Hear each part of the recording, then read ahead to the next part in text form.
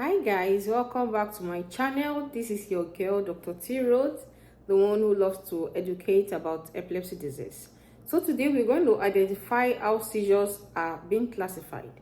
So seizures are mainly classified based on the origin of the electrical charges or activity in the brain. So seizures are largely classified into two. First is the generalized seizures and the second is the focal seizures.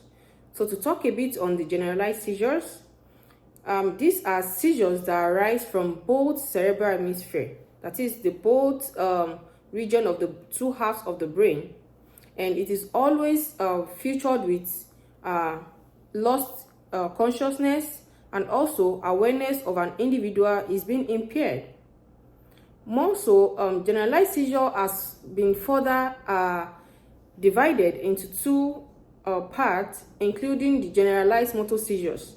This has to do with the physical body movements of the individual.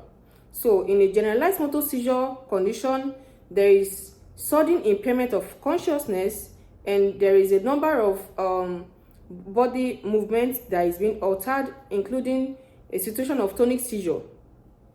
Here we see that the body muscles become stiffened, like there's muscle stiffening, and also there is a type called clonic seizures, which has to do with muscle spasm or jerking.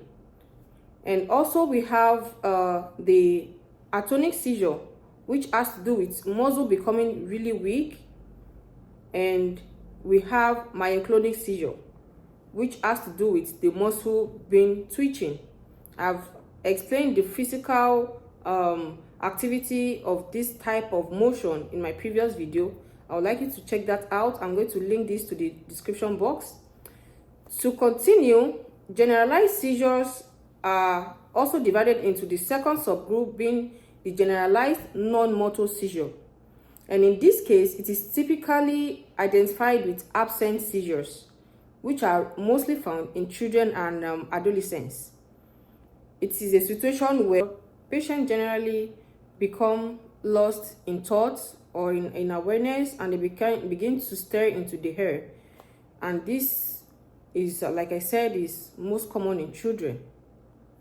To move on to the other part of the seizure classification, which is the focal seizure, and here it is also being subdivided into simple partial seizure or complex partial seizure. So this simple partial seizure, it literally do not entail impairment in consciousness, while the complex partial seizures causes impaired consciousness. That is, the person becomes completely unconscious. Also, some motor seizures or sensory seizures or autonomic seizure activity is also common in this type of seizure classification, which actually depends on the area of the cerebral cortex that is involved.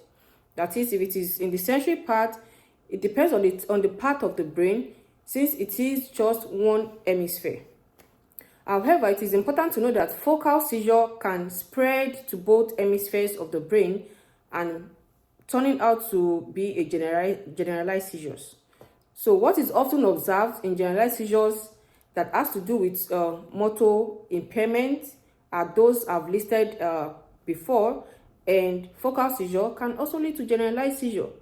And more importantly, a lot of situations of seizures or epilepsy cases is always the generalized seizure that we see easily compared to the focal seizure.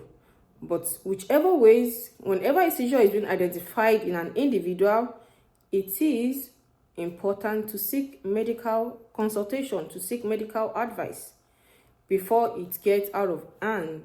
So I hope today you were able to pick one or two things in this video today to identify a type of seizure classification in terms of their features, both generalized and the focal seizure types.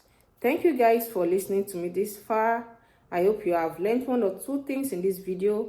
Hope to see you in my next video. Remember to subscribe, share, and like. Thank you. See you in my next video. Love you guys. Bye.